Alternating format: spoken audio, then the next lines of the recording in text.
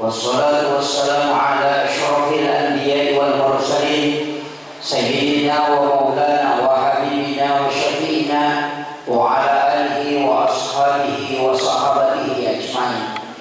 Allahumma salli ala sayyidina Muhammadin tibbil qulubi wa dawaiha wa afiyatil abdani wa shifaiha wa nuril absari wa liyaiha wa ala alihi wa sahbihi wa sallim. Yang saya hormati dan saya muliakan Al-Mukarram Al-Ina'ah dan Beruta pimpinan Pondok Pesantren Az-Zikra DDI Kesiputen beserta seluruh pengasuh Pondok Pesantren dan para pimpinan Pondok Pesantren yang sempat hadir.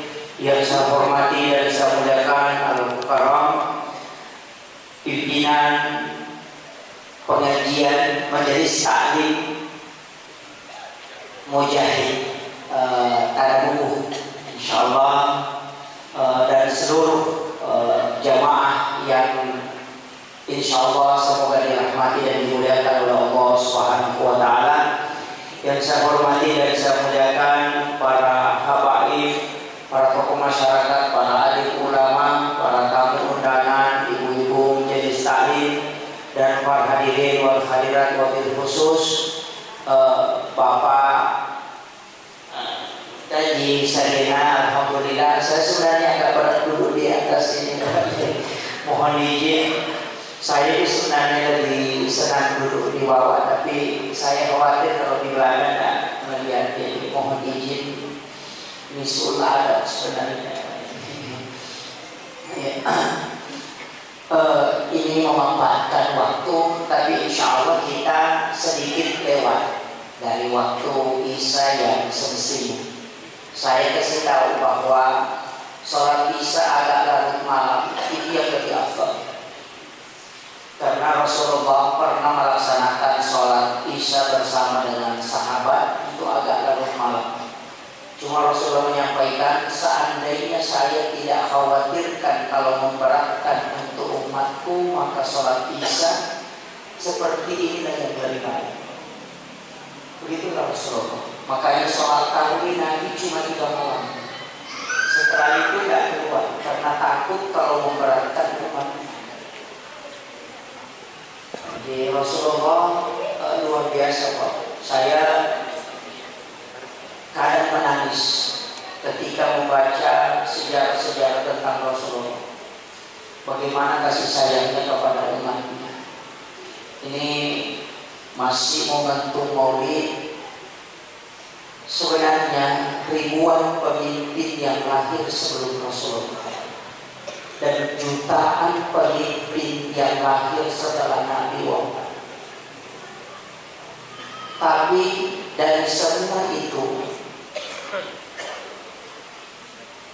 ulama kita mengambil dari 25 nabi dan rasul yang ada di dalam Al-Quran disebutkan, dia memilih 5 nabi dan rasul yang khusus yang disebut dengan ulul azmi. Sebenarnya semua nabi bisa diperingati maulidnya, lahirnya, karena kita tahu semua kelahiran para nabi. Tapi kenapa tidak semua nabi diperingati kelahirannya? Karena sudah diteliti oleh ulama mana nabi yang paling banyak kebaikannya, dan ditelitilah ternyata ada 5 nabi yang memiliki kebaikan yang sungguh sangat luar biasa. Tapi setelah disaring yang 5 ini, ternyata dipilih lagi mana nabi yang banyak kebaikannya tapi paling sedikit kesalahannya. Ternyata ada 2. Yang pertama adalah Rasulullah SAW.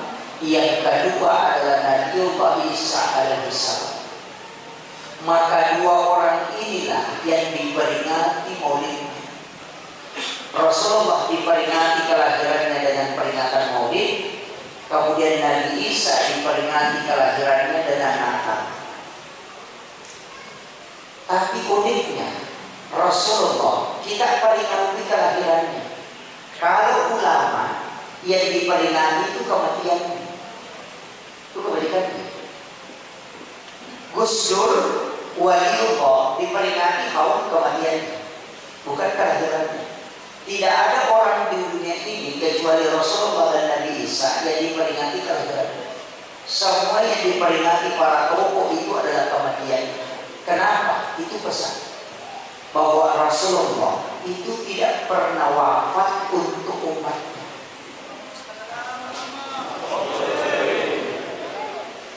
Ini yang sedikit saya penting jelaskan. Makanya Rasulullah ketika beliau wafat, satu-satunya orang yang diberi gelar bukan almarhum.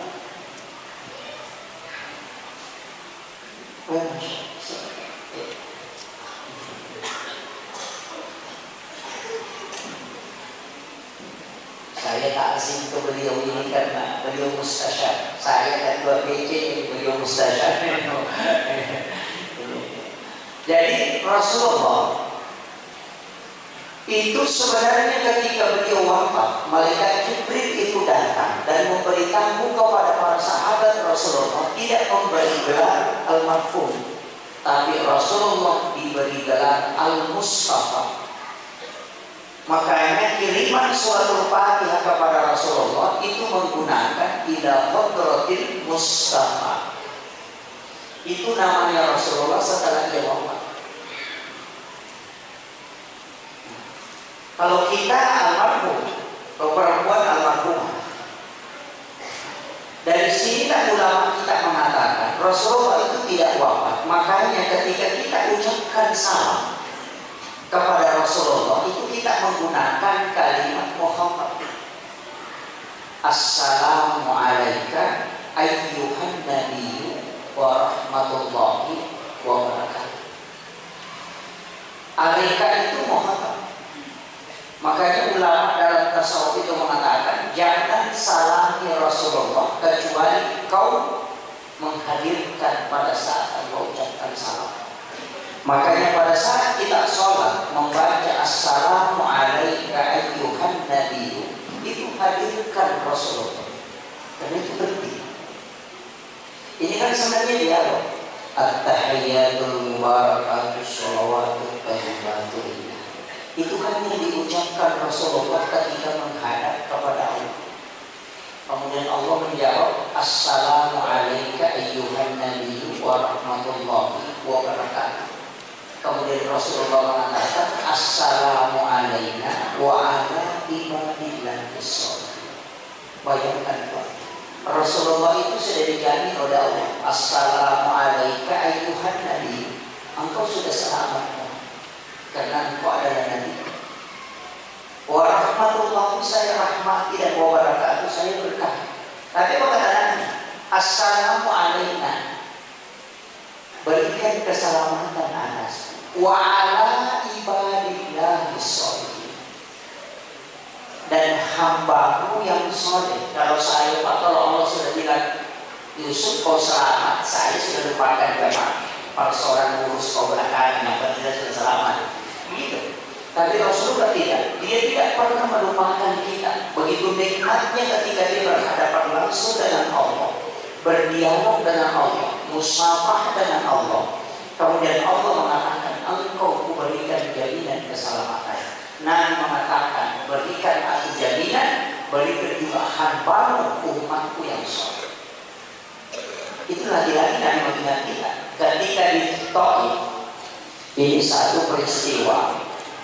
Saya punya guru di pesantren, tuh sampaikan begini. Sebenarnya Rasulullah berdakwah di Taif itu memang sedikit ada niatnya yang agak beda.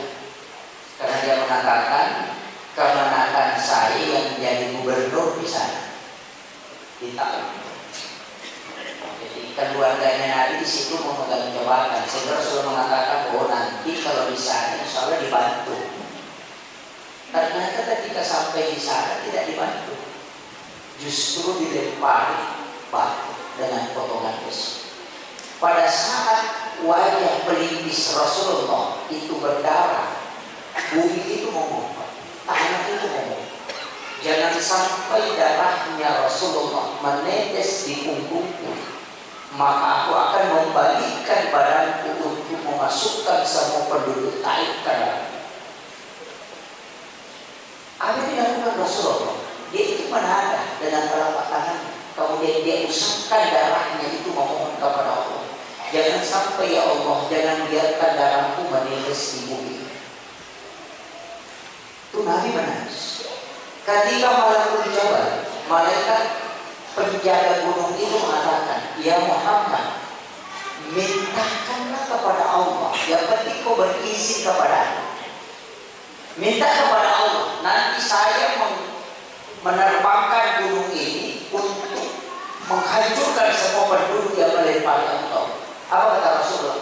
Wahai Malakul Jabal, aku diutus bukan untuk melaknat dan membunuh.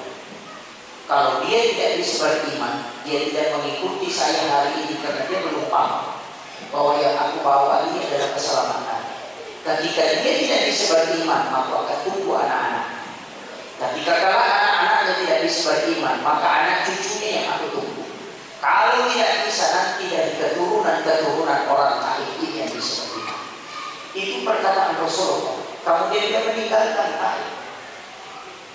Dan berkat doanya Nabi, penduduk Taif sampai hari ini itu 100% Muslim. Luar biasa. Penduduk Mesir itu ada 13% Kristen Koptik. Itu tidak 100%. Makanya Rasulullah begitu besar kasih sayangnya, bahkan menjelang kematiannya itu Malakul Maut sudah datang. Malaikat Jibril juga ikut, tapi Jibril itu tidak datang di dekat Nabi. Dia itu singgah di langit pertama, tidak turun. Tapi Rasulullah ketika pintunya digantung oleh Malakul Maut datang, kemudian Fatimah membukakan pintu itu. Kemudian dia mengatakan Rasulullah sakit keras, hendaknya biarkan dia istirahat. Kemudian Rasul mengatakan, wahai anakku, dia adalah tamuku, biarkan dia masuk. Karena Rasul sudah tahu bahwa yang datang itu Malakul Maut. Maka ketika Malakul Maut di sisi Rasulullah, dia duduk di samping kanan Rasulullah. Dari sini ulama kita mengatakan, kalau orang mau dicabut nyawanya, Malakul Maut itu di sisi kanan. Dari sini dia mengambil dasar. Makanya orang tua dulu di kampung dia bilang apa? Kalau ada orang sakarat, jangan duduk di samping kanan. Nanti Malakul Maut salah cabut. Jadi caranya bikin takut kita. Sama nanti tidak pernah salah cabut. Itu cuma dia bikin takut kita supaya kita tidak duduk di situ. Nah, ternyata ketika Malakul Maut ingin mencabut Rasulullah, itu diberikan pilihan oleh Allah. Allah kan titip salam, sampaikan kepada kekasihku Malakul Maut, apakah dia ingin ditambahkan umurnya atau dia ingin kembali menghadap kepada. Apa kata Rasulullah? Aku kepingin menghadap kepada Allah. Aku sedang rindu dengan Tuhan. Orang yang diberikan istilahnya diberi kompensasi untuk bisa menambah umur itu Rasulullah, tapi dia tidak minta.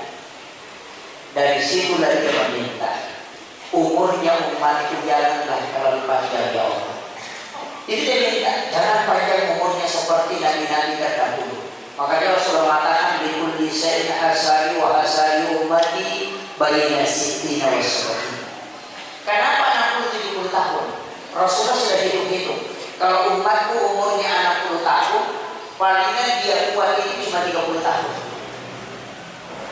Jadi kalau dia mengijuni paling 60 tahun, 30 tahun mengijuni seperti, karena tidak bisa dilari itu kalau ya. Kalau umatnya Nabi Isa, umatnya Nabi Musa yang sampai 1000 tahun, kalau mengijuni itu 900 tahun, Pak. Dosanya memang berapa? Umatnya Nabi tidak sampai 100, kalau dia cuma 60, ya palingan 58 itu sudah berat. Makanya kalau dia mengijuni paling tinggi 30 tahun, makanya tidak lama dihisab. Itulah doanya. Kemudian Rasulullah juga minta, ya Allah, jangan engkau biarkan umatku jauh darimu. Ini yang harus dipahami. Jadi Rasulullah minta, jangan engkau biarkan umatku jauh darimu ya Allah. Makanya ketika kita diberikan nikmat, jangan coba-coba tidak syukur. Jangan coba-coba tidak sholat, jangan coba-coba tidak syukur.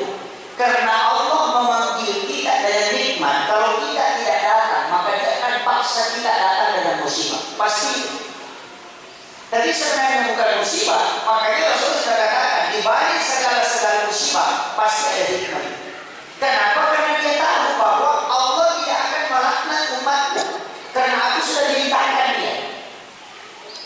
Nah, begitu. Makanya biasanya kalau senang-senang sama istri, nonton saja sinetron sampai tengah malam, main HP sampai tengah malam. Sekalinya suaminya selingkuh, baru bangun tahajud. Iya. Karena seperti itu, Pak. Karena ketika diberi nikmat dia tidak sujud, maka Allah akan turunkan masalah baru dia bisa datang kepada Allah. Karena doanya Rasulullah, jangan engkau biarkan umatku jauh dari. Ini penting. Kadang-kadang nanti baru itu nikmat, Pak, kalau sudah ada masalah. Waktunya masih sayang-sayang, suaminya masih sayang-sayang, ibu-ibu itu ya ibadahnya santai-santai aja. Bahkan biasa nonton sinetron, nanti iklan baru sholat. Yang bilang pas selesai sholat juga iklannya sudah habis. Ini karena tidak mau ketinggalan ceritanya.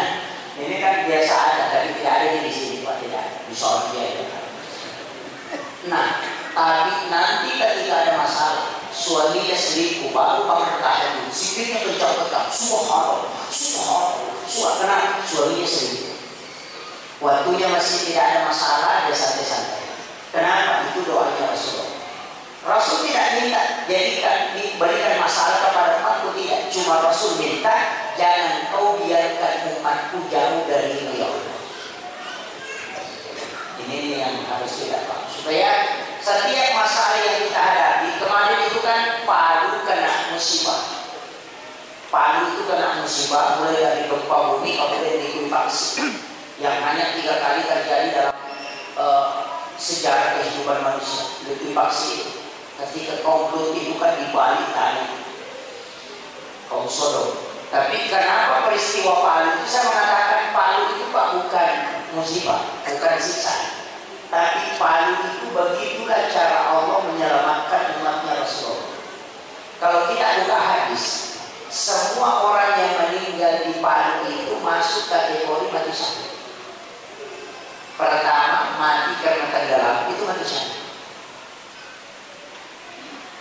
Mati karena tertimpa reruntuhan bangunan, itu mati syahid. Coba. Jadi cara Allah men-setting umatnya Rasulullah supaya bisa selamat. Cuma kita melihatnya ini musibah. Padahal sebenarnya cara matinya yang dilihat. Makanya orang yang mati tenggelam itu Pak mati syahid. Ya, ada cuma ulama yang mengatakan bagaimana kalau dia pergi main judi baru dikejar polisi kemudian tenggelam mati syahid juga kalau tidak. Dan mengatakan mati salah ini dia mati salah. Yang mengatakan pokoknya semua yang mati tenggelam itu mati syahid. Kan ada 7 yang mati syahid, termasuk mati karena melahirkan. Jadinya itu perempuan. Makanya orang yang berzina kemudian hamil dan melahirkan itu tidak merasakan sakit. Makanya biasa lahirnya di dalam WC, tidak ada orang benar bisa lahir. Karena Allah cabut sakitnya. Itu Rasulullah yang mengatakan bahwa orang yang berzina kemudian melahirkan, maka rasa sakitnya ketika melahirkan itu dicabut oleh Allah.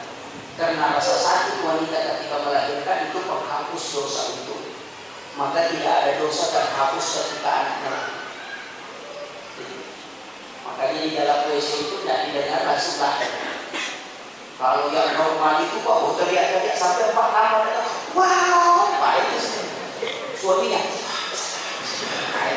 istrinya sudah teriak, wow, nggak mestinya didoakan. Kemudian dari sinilah kita sebenarnya umatnya Rasulullah, hendaknya bersyukur. Makanya saya mengatakan kita ini Pak yang hadir di sini bersyukur sekali. Jauh sebelum kita lahir itu nanti sudah ditentukan. Dan kita dapat jaminan kok. Kita dapat jaminan. Kalau dapat syafaat Rasulullah banyak sekali. Rasulullah mengatakan siapa yang mendengarkan azan, kemudian dia menjawab azan dan membaca sholawat sesudah itu, kemudian membaca doa sesudah azan, maka dia akan mendapatkan syafaat Di mana syafaat Rasulullah? Di situ ada kalimat wasyarafa wa darajata 'aliyatan rafi'ah wa ba'ashu maqaman mahmudan alladhi wa'adata innaka la tukhliful mi'ad. Itulah kelebihan. Makanya Nabi kan diberi kesempatan. Semua Nabi Pak diberi kesempatan berdoa di dunia. Hanya Rasulullah yang tidak minta. Nabi Ibrahim dikasih kesempatan, dia berdoa, dikasih dia. Nabi Isa minta dikasih, tapi Rasulullah tidak. Dia mengatakan, ya Allah, aku tidak butuhkan itu di dunia. Nanti kalau di akhirat aku akan mintakan untuk umat. Kesempatan dikasih dia tidak ambil. Karena dia cuma mengatakan, aku tunggu di akhirat ya Allah, untuk umat juga. Makanya ketika menjelang wafatnya Rasulullah, malaikat maut itu di sampingnya. Kemudian Rasulullah bertanya, wahai malaikat maut, di mana Jibril? Malaikat maut mengatakan, wahai Rasulullah, Jibril tidak mampu melihat kekasihnya dicabut nyawa. Rasulullah mengatakan, tidak, panggilkan aku. Setelah Jibril datang, kemudian Rasulullah mengatakan, aku ridho apa yang telah ditetapkan Allah kepada aku. Aku rindu menghadap kepadanya. Dan setelah pelan-pelan Rasulullah dicabut dari ujung kaki itu dengan cara yang lembut, itu nanti ketika sampai di pusat masuk naik ke dada hingga tembus ke kerongkongan. Kalau orang normal Pak itu sudah tidak bisa bicara, tapi Nabi masih merasakan. Kemudian Rasulullah mengatakan, wahai malaikat maut, sebentar, beginikah sakitnya sakarat untuk umat? Beginikah sakitnya? Kemudian mengatakan, ini yang paling habis ya Rasulullah. Makanya Pak, ini dikasih tahu engkau, saya kasihnya paling habis. Kalau umatmu yang banyak dosanya itu tidak begitu Muhammad.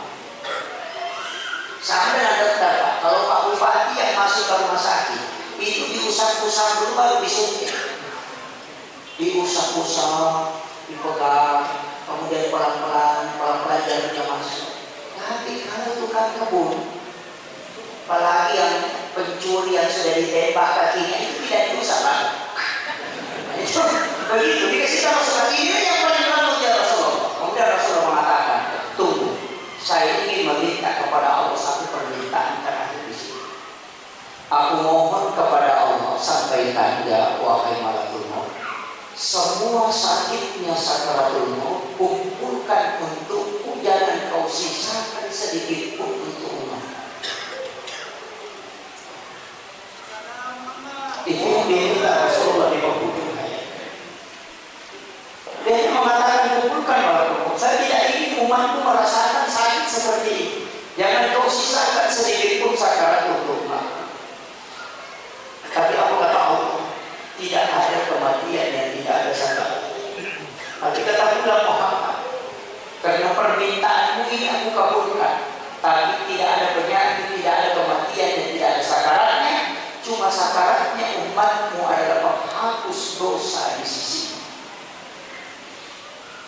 Makanya Bapak, kalau menemukan imam yang sakarat 3 hari, jangan bilang ini imam kayaknya tidak baik kematiannya.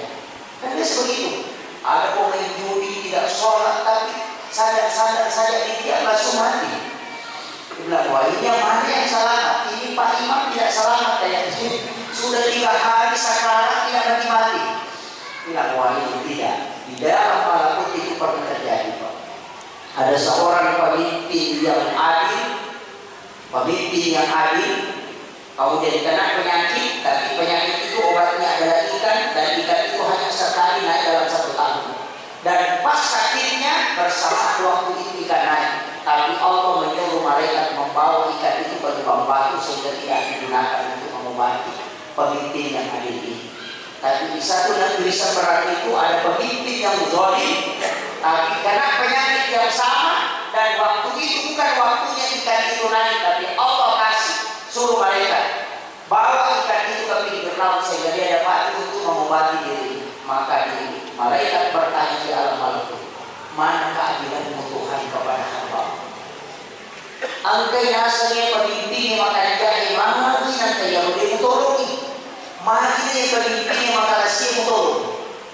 Di mana kasih sayangmu? Di mana keadilan? Rasul Allah mengatakan, wahai malaikat, Sesungguhnya pemimpin yang zalim itu pernah berniat melakukan kebaikan, karena niat kebaikan itulah sehingga saya tercatat di sisinya ada kebaikannya.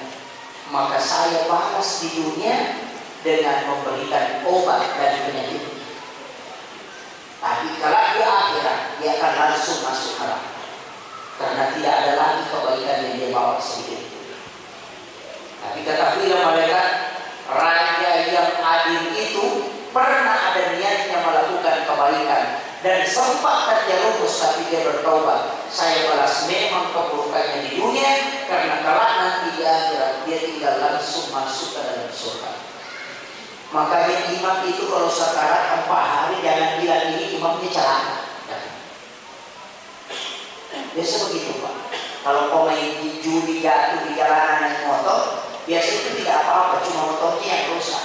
Kalau Pak Imam, biasa badannya itu lebam. Ini Pak Imam kok begini? Itu Allah sengaja menguji keimanan. Makanya saya sampaikan, tapi sholat itu sebenarnya Pak, sholat itu kunci, ya kunci. Sholat itu adalah kunci. Makanya kalau mau memiliki surga, bawa kunci. Cuma kalau kuncinya patah-patah, ya tidak bisa masuk. Kalau sholat duhur tidak sholat asar, ya itu kunci patah. Kalau patah harus dilas dulu. Di mana dilas? Di neraka, karena di situ ada apa? Itu begini itu. Kayaknya kalau patah kan ada yang bawa kunci patah. Tapi ingat, sholawat kepada Rasulullah itulah yang bisa memberi syafaat. Termasuk yang kedua, kalau mau mendapatkan syafaat Rasulullah, mimpi ketemu Rasulullah. Itu. Saya pernah dikasih amalan mimpi ketemu Rasulullah. Itu tidak ada baca-bacaan. Cukup jangan marah, jangan emosi selama 40 hari 40 malam. Itu aja. Tidak ada baca-bacaan. Jadi jangan jengkel, jangan marah, jangan ngomel selama 40 hari. Insya Allah kalau telinga kanan sudah berderu, itu berarti Rasul sudah sebut kita di hadapan para malaikat. Itu wasiat. Siapa yang berdengung telinga kanannya di dunia, maka itu saya sebut namanya secara khusus di hadapan jamaah para malaikat, dan malaikat itu bertasbih hingga tembus ke telinga. Makanya Rasulullah mengatakan kita menutup itu, kita baca basmalah kemudian baca doa. Itu kita kalau berdengung telinga kanan Pak cuma 2 titik. Kalau tidak begitu di sini, jangan biarkan dia berdengung. Kecuali telinga kiri tutup kemudian baca la haula wala quwwata illa billah. Biasa berdengung telinga kanan. Nah itu Rasulullah menyebut nama kita sehingga roh itu bertasbih, para malaikat itu bertasbih, sehingga berdengung. Makanya 40 hari jangan marah, itu kuncinya Pak. Bisa nahan derajat. Yang banyak itu 40 kali marah dalam 1 hari, itu yang banyak. Kasih bangun anaknya marah-marah, anaknya bangun duduk marah-marah lagi, suruh pergi mandi dimarahi lagi, pulang dari mandi dia di depan handuknya marah-marah lagi, suruh pakai baju sekolah dimarahi lagi, sudah pakai baju sekolah disuruh pergi makan marah lagi, sudah makan dia simpan piringnya dimarahi lagi, pergi minta uang dimarahi lagi, turun ke sekolah dimarahi terus itu. Ini makanya orang sering marah-marah itu tidak bisa terkoneksi dengan menahan emosi. Makanya ketika saya ditanya kemarin sama jamaah, Ustaz, amal apa yang paling bagus? Saya bilang apa yang paling susah kau lakukan? Iya. Tidak mungkin amal yang paling bagus adalah sholat jamaah tepat waktu untuk imam. Bukan. Ya. Yang sholat jamaah tepat waktu itu untuk petani itu yang paling berat.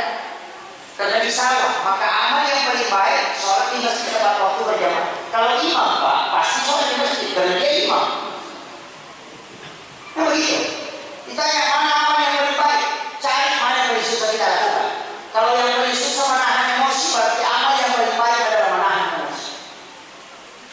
Cari saja mana yang paling susah. Tidak semua, makanya Nabi ketika itu amal yang susah, mana amal yang paling bagus. Ada Nabi mengatakan perbaiki akhlakmu kepada istri. Amal yang paling baik sholat subuh tepat pada waktunya. Mana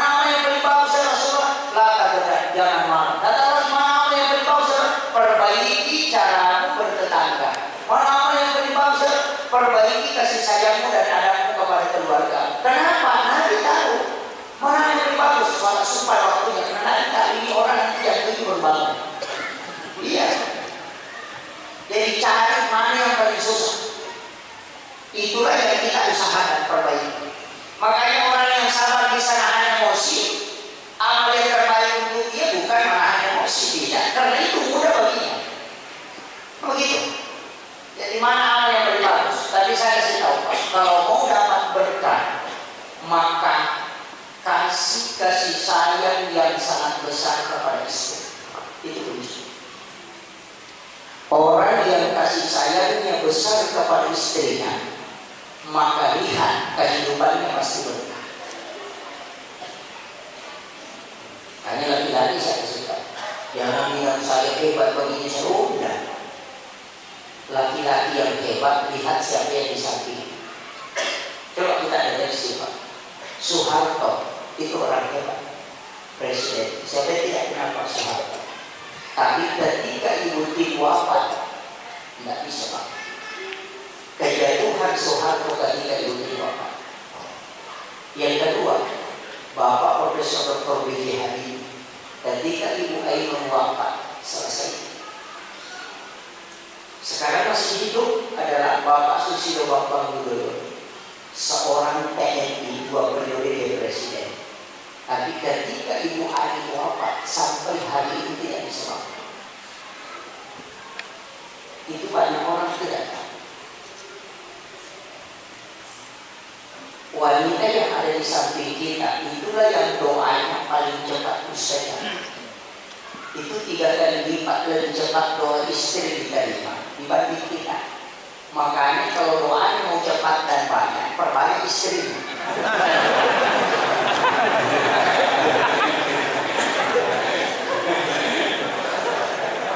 Kalau diizinkan.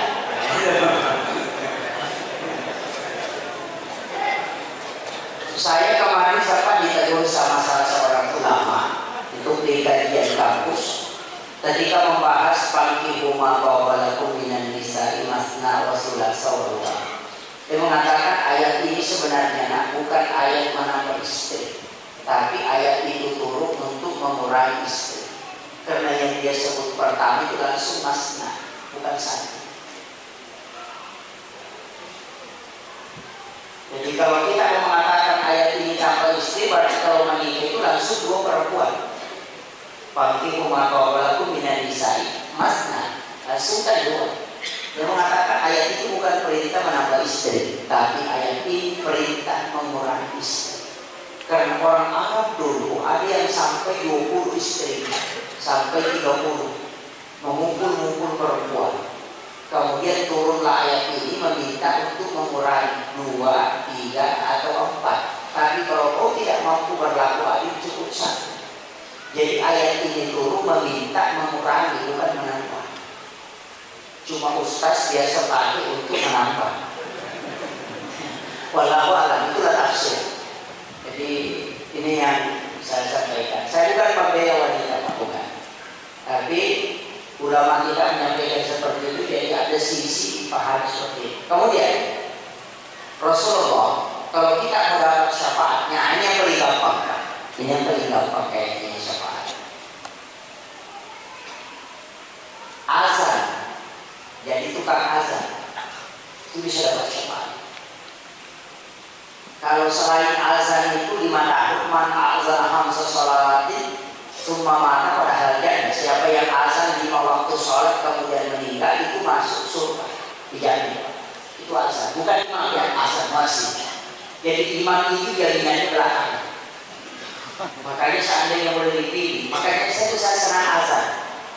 Azan tapi bukan di masjid. Kalau di hari biasa itu saya senang azan, karena orang yang azan itu ada jaminan, tapi bukan imam. Siapa yang azan 5 tahun, Rasul mengatakan wajib alaikumul jannah, wajib dia masuk surga. Tidak ada mengatakan kalau imam 5 tahun wajib masuk surga, tidak. Cuma muazzin. Saya pernah tanya sama Pak Prof. Pak Prof, maju Bapak nama tanda jaminan dan imam. Kenapa muazzin ini dijadikan daripada imam? Sudah tidak memang. Lebih tinggi kedudukannya muazzin. Kenapa? Karena muazzin itu tidak pernah terlambat. Iya. Itu ada beliau. Antara Pak berarti pada yang ada dong. Kalau imam biasa nanti sudah azan orang berdatang.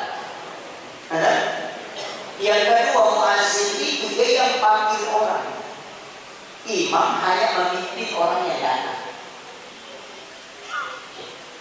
Kemudian yang ketiga, muazzin itu rata-rata sholat sunnahnya sempurna. Tapi ada masjid Pak, saya dapat ini masjid di kampung.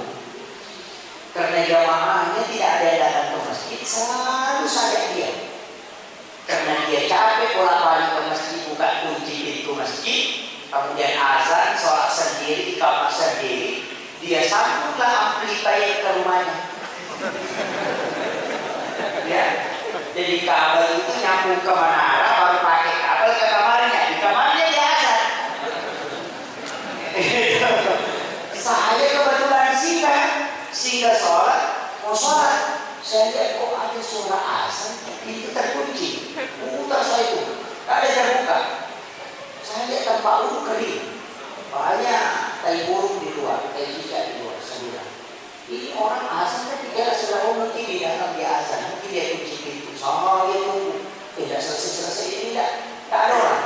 Wih, aku kemana anakmu dan lalu, dia nak berdua itu. Jadi dia simpan baju kosnya itu di lehernya begini. Baru dia lihat saya, langsung, Ustaz, ayo juga betul. Tadi kita begitu, ayo juga betul, apa begini di situ? Saya bilang, saya mau sholat, tapi sebenarnya asal tidak terbuka ini. Oh memang Pak Ustaz, tidak di sini, asal di rumahnya ini. Oh pindah sekolah Pak itu kan kasih bawa ini, boleh di rumah. Waduh, tapi sekarang sudah tidak, saya sudah lapor. Ya, ini memang bahaya juga, di banyak masjid dibangun, kemudian jamaahnya kurang. Tapi saya kasih tahu Pak Haji, orang yang bangun masjid itu tidak ada jaminan masuk surga. Tidak ada jaminan Pak. Yang dijamin itu orang yang bangun masjid itu dibangunkan istana di dalam surga. Makanya membana masjid dan di dunia lillahi ta'ala banallahu lahu baitan fil jannah. Siapa yang bangun masjid di dunia karena Allah, maka dibangunkan istana di dalam surga. Makanya orang bangun masjid, sedekah ke masjid itu dibangunkan rumah. Kalau dia tidak sholat tidak masuk. Ya, ini lagi. Kalau tidak sholat dia bangun 100 masjid, kalau tidak sholat tidak masuk. Karena cuma ada rumahnya di dalam. Tapi kalau dia tidak masuk, begitu. Cuma ketika sudah ada di rumah di dalam surga, itu bisa dikasih syafaat. Tapi ada, kalau mau dapat rumah di surga, tapi masuk bersama Rasulullah, dekatnya seperti jari telunjuk dengan jari kanan, pelihara anaknya. Itu kuncinya. Jaminan itu, siapa yang memelihara anak yatim, maka dia bersamaku di dalam surga seperti ini. Jari telunjuk dengan jari kanannya Rasulullah. Berarti dia di dalam surga jaminannya sudah ada, dan bersama lagi Rasulullah di dalam surga. Orang yang melihara anak yatim. Tapi anak yatim itu anak kecil yang belum balik. Kalau yang meninggal saja bapaknya banyak. Saya juga yatim kalau meninggal. Makanya kalau ada masjid, paling bagus itu cari anak yatim, kemudian sekolahkan. Tidak yang danai. Apalagi kalau hafal Quran, itu yang paling bagus. Karena orang yang hafal Quran itu dikasih wewenang untuk menunjuk orang nanti masuk surga. Masa dia tidak tunjuk kita? Iya, hafal sekali. Makanya anak yatim ada jaminan. Yang kedua menghafal Quran. Tapi penghafal Al-Quran yang akidahnya benar. Kalau akidahnya salah, masuk neraka juga. Kenapa? Ibnu Muljam itu hafal Quran 30 juz, hafal hadis ribuan, tapi dia yang membunuh Sayyidina Ali karena punya akidah yang salah. Makanya saya sederhana sekali. Di kampung saya sering ceramahkan, tidak tahu di sini bagaimana. Saya kasih tahu, kalau ada pondok pesantren tahfidzul Quran, kemudian anak-anak di dalam itu tidak mengaji, kalau ada orang yang menikah, berarti yakin saja kalau memasukkan anaknya di situ sekolah pasti tidak dingajikan nanti kalau menikah. Itu kuncinya. Jadi nanti pesantren dia nanti tomate, masa kita aja ya tomate, pasti itu. Jadi saya itu kasih tahu saya, jamaah bilang, tanya saja, kecuali kita memang sepakat dan yang mengatakan tidak ada di bacaan Al-Quran untuk orang meninggal, tidak sampai ya masukkan ke situ. Tapi selama masih yakin bahwa membacakan Al-Quran kepada orang meninggal pahalanya sampai, maka masukkan anak kita di pesantren yang mengaji ketika ada orang meninggal. Itu aja. Apanya sekarang itu pondok-pondok nggak ngaji itu orang untuk orang meninggal, bid'ah. Nggak sampai katanya. Doa nggak sampai, nggak usah. Kirim Fatihah nggak sampai. Kalau begitu tidak sampai kirim Fatihah, doakan dia masuk neraka. Iya, ini jenazah pokoknya belender memang jauh. Masih masuk di dalam neraka. Kalau dia malah kasih tahu jangan makan, nggak sampai didoakan. Kalau didoakan kebaikan dia bilang tidak sampai, doakan supaya masuk neraka. Kalau dia bilang kenapa didoakan begitu, jangan marah, kan tidak sampai gitu. Ya begitu. Jadi cara bikin blok. Sebetulnya sampai berarti kok tidak yakin. Ini sudah masuk saya. Tapi saya kasih modal untuk imam ini. Saya pernah belajar tasawuf imam. Itu 1 tahun dalam 4 bulan. Saya tidak hafal. Makanya saya tidak mau jadi imam. Saya Pak Kiai ini dorong-dorong saya oh Pak, di pondok saya sudah 15 tahun tidak pernah jadi imam. Saya tidak mau jadi imam, kecuali di keluarga biasa imam istri, anak-anak. Tapi kalau itu tidak mau. Saya cuma pernah dicoba 1 kali ketika ke Bontang. Saya singgah sholat, saya sudah azan, sudah iqam. Berarti bilang saya bukan saya jadi imam. Ternyata yang satu itu orang bisu. Langsung saya bilang, sudah mati kan di sini. Saya jadi imam ini. Padahal semestinya kalau kita azan mau jadi imam, jangan kita yang iqamah. Karena Nabi mengatakan, ajarikum masih surga. Ya, bagi-bagi di sini. Tapi kalau kita yang azan, nah bukan kita jadi imam, jangan coba-coba suruh orang imam. Nabi mengatakan selesaikan tugasmu. Itu aturan. Ada juga, memang pendidikan masjid itu ada 4 macam. Angka kunci Inggris, angka kunci pokat, angka kunci pas, angka kunci polo. Kunci pasti itu ya satu saja kerjanya menyalakan kipas. Itu aja, menyalakan lampu. Tidak ada yang lain. Kalau suka senyala radio dia tidak tahu. Itu kunci pasnya, kunci ini gimana? Kalau itu bagi dia bersih kunci Inggris, dia nyalakan di lampu, dia menyapu, dia nyalakan kipas, dia juga nyalakan radio, dia asal jadi kawan, dia juga imam, dia baca doa. Itu kunci Inggris itu. Ada kunci pokak, dia kata kunci pokak. Pokok datang, tidak ada kerja, rapat orang dia datang, tidak pernah bicara, selesai rapat pulang, pokoknya tidak ada kunci pokak itu. Pakai itu dipakai itu kadang juga berjalan, itu ada seperti itu. Hanya namanya ada di SK. Tadi saya lupa pokoknya kasih masuk saja semua orang di SK. Meski datang rumah itu mungkin meski dia beli banyak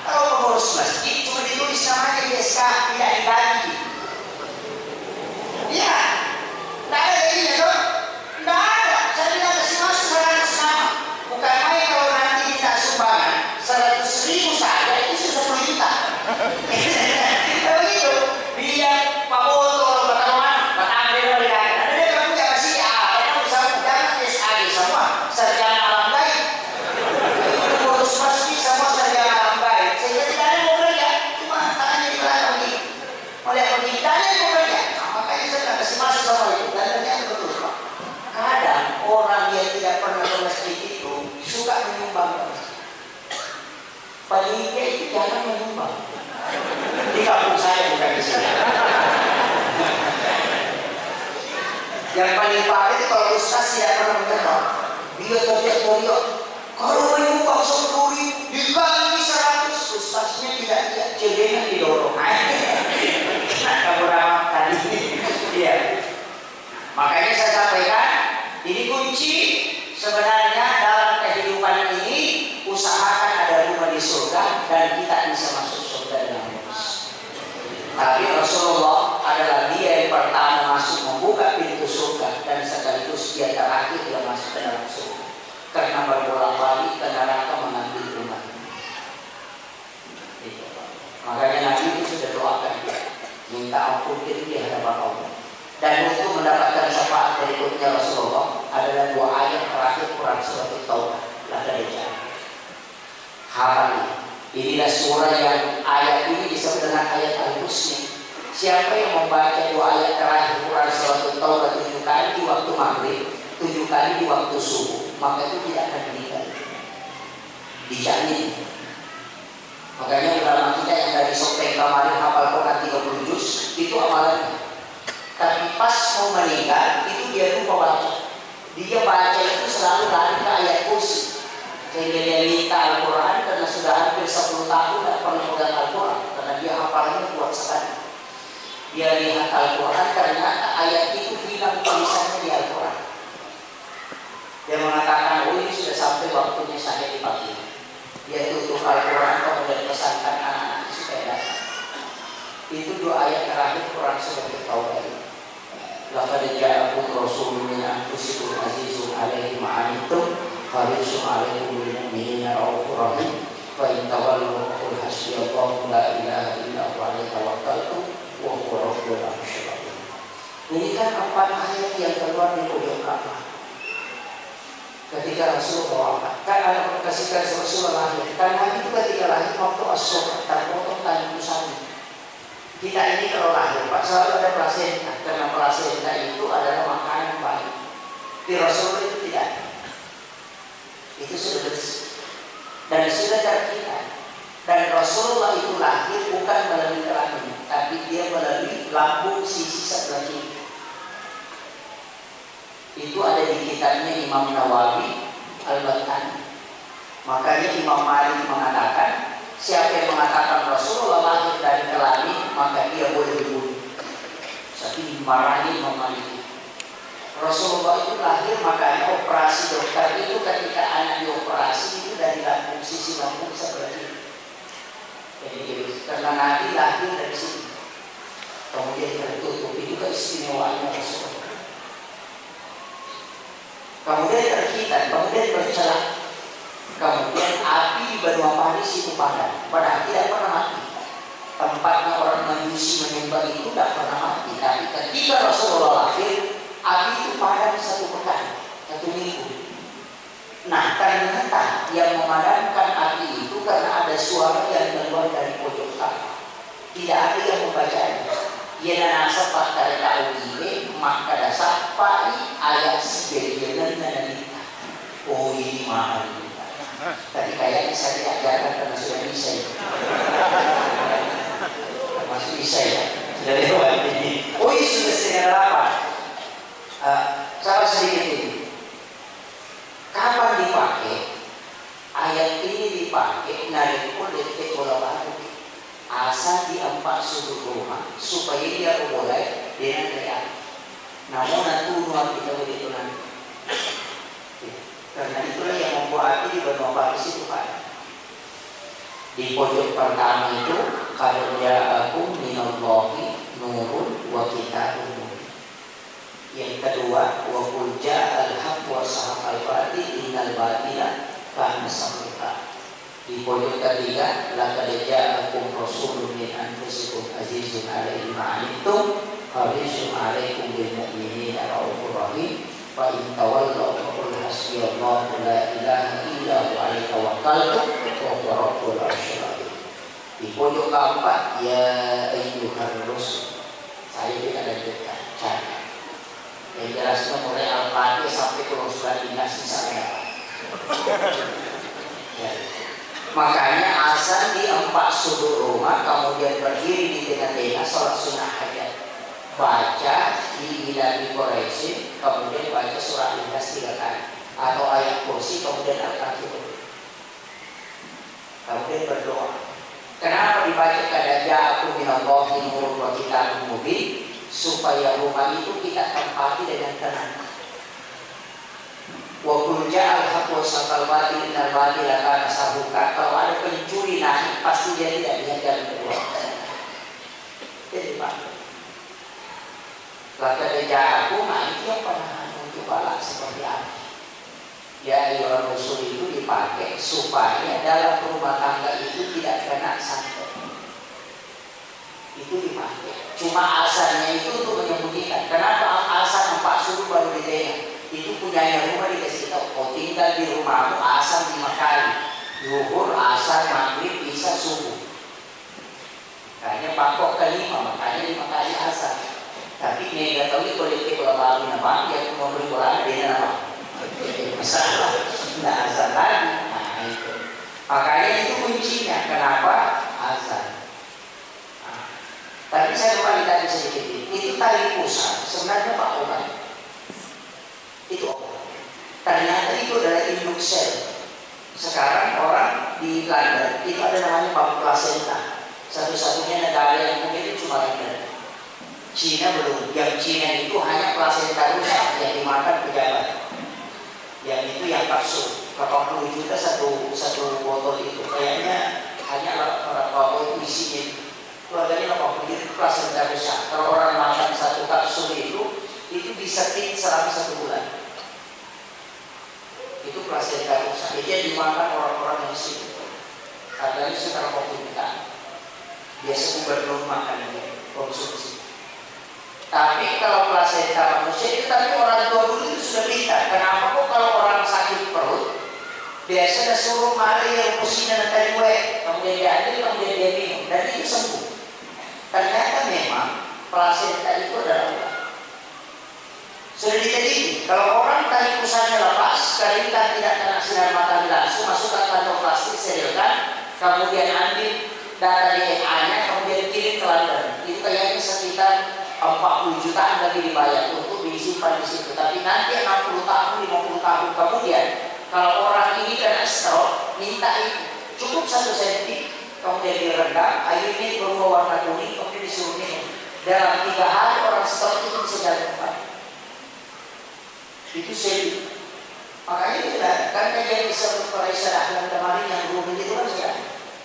Jadi itu plasenta. Makanya bapak-bapak ibu nanti kalau pulang ke rumah cari tali pusat. Mudah-mudahan masih ada. Kalau sudah tidak ya sabar saja. Tapi ternyata sudah diteliti tali pusat itu ada yang bisa menghidupkan sel dalam tubuh itu sholawat. Makanya orang yang banyak sholawat itu pasti ada yang mudah.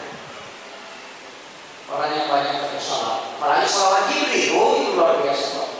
Sallallahu alaihi Muhammad. Wajib 100 kali setiap selesai sholat, atau 1000 kali, 200 kali setiap selesai sholat. Ada masalah kita hadapi, selesaikan dengan sholawat Jibril. Mudah sekali. Ada perempuan tidak bisa laku-laku, baca. Ada janda tidak laku-laku, baca. Iya. Kayaknya saya kasih tahu Pak, ini sekarang kan kondisi masalah.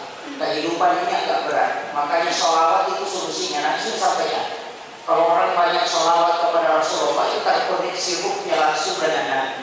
Orang yang sering terkoneksi ruhnya dengan Nabi pasti kehidupannya tenang. Itu kunci. Ajarkan anak-anak kita bersolawat. Guru-guru yang mengajar anak-anak jangan bilang anak-anakku tidak pintar, tidak. Perbaiki sholawat dulu, insya Allah itu akan terkoneksi.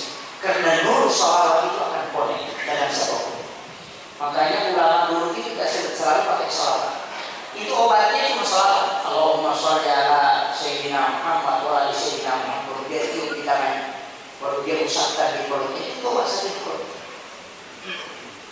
Yang mau jalan itu sholawat. Orang tua dulu itu cuma pakai sholawat. Tapi sholawat yang boleh berapa? Biasa 30.000. Iya, itu aja sholawat. Baca tapi itu saja sikirnya. Makanya ada sejarah yang penutup. Sejarahnya ke hari Bangkalan. Ketika ada orang baca salawat itu sama, Allahumma sholli ala Sayyidina Muhammadun wa ala ali Sayyidina Muhammadun. Ya ahli Bangkalan mengatakan, salah itu. karena dia sehingga sholat di rumahnya, kemudian dia imam, kayak bakalan baca doa, dia baca doa, baru dia baca sholawat. Bagi salawatnya salah, dia baca Allahumma sholli ala sayyidina Muhammad wa ala sayyidina Muhammad. Langsung disitu sama itu salawat orang. Jadi mana yang benar? Allahumma sholli ala sayyidina Muhammad. Wahai rasa nak tunai. Maka mari rasa datang puluh di atau puluh itu pakai. Rasa merasa orang itu. Rasa jadi, rasa tidak benar. Harus sesuai. Jadi dia selalu dasarkan maka dari timurnya. Allahumma sholli ala sayyidina Muhammad. Ini kulinero ini selaku Muhammad. Dan menurut ini sudah tinggalkan rumahnya, sudah naik perahu.